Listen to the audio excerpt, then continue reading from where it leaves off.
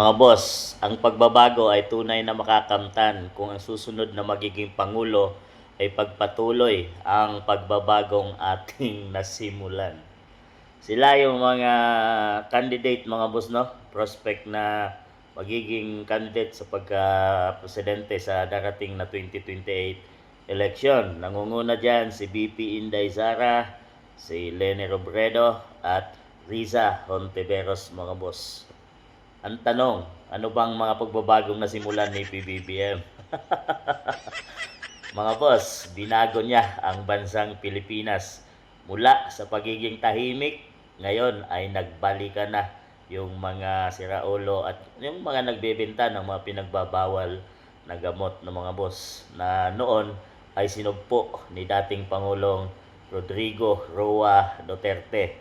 Nagsibalikan na rin ang mga oligarkong hindi nagbabayad ng buwis at naghahari sa ating bansang Pilipinas na noon ay pinatahimik din ni FPRRD or Tatay Digong, mga boss. So nagsibalikan na rin yung mga tao na mga politikong tuloy-tuloy na nagkukurap sa ating bansang Pilipinas. Under PBBM 3 years administration ay wala tayong nakitang mga proyekto, mga boss, kundi ang nababasa natin ay ang talamak na korupsyon sa ating bansang Pilipinas. Ito ay sa flood control project. So yung pa lang, isa pa lang yun, mga boss, billions na ang nawala sa kaban ng mamamayang Pilipino, sa kaban ng bayan. So ang nakita natin sa mga social media ngayon ay ang mga mali-malitang pera na pinaghati-hatian at idinliber sa mga bahay ng mga politiko, mga boss.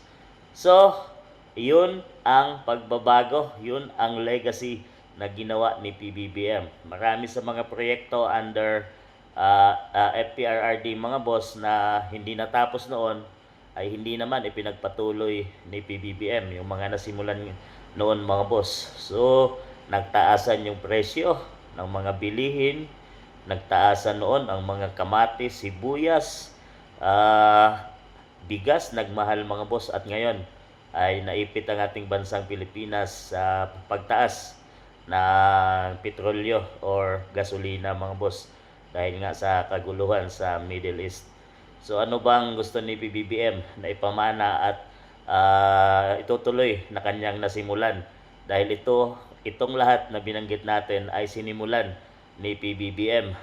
Wala siyang, ang legacy lang siguro na pinakamalaking achievement na nagawa ni PBBM ay ang dalhin sa ICC dahig si dating Pangulong FPRRD, mga boss. Yun ang malaking legacy na nakatatak under PBBM administration at tugisin ang mga Duterte allies ngayon, mga boss. Pag hindi ka kakampi at kukontra ka sa administration ay sigurado na samot-saring kaso ang iyong kakaharapin dahil hawak nila ang kapangyarihan, mga boss. So ano bang pinagsasabi ni PBBM na sana ay ipagpatuloy ang kanyang nasimulan?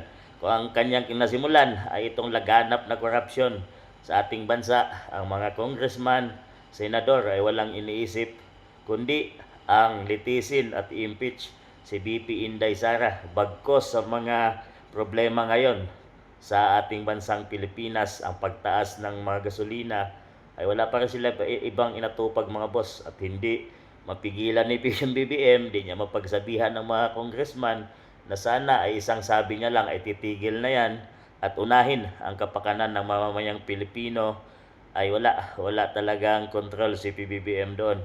At wala pa rin nakukulong na mga malaking isda dahil siguro ay nasa administration at pinaghati-hatian na nila yung pera ng mga congressman para litisin ang mga Duterte, mga boss, para sila pa rin ang maghari sa 2028. So ano, kayo, mga boss, kayo nang humusga sa sinasabi ni PBBM na sana ay pagpatuloy ang susunod na maging Pangulo ng Pilipinas ang kanyang nasimulan.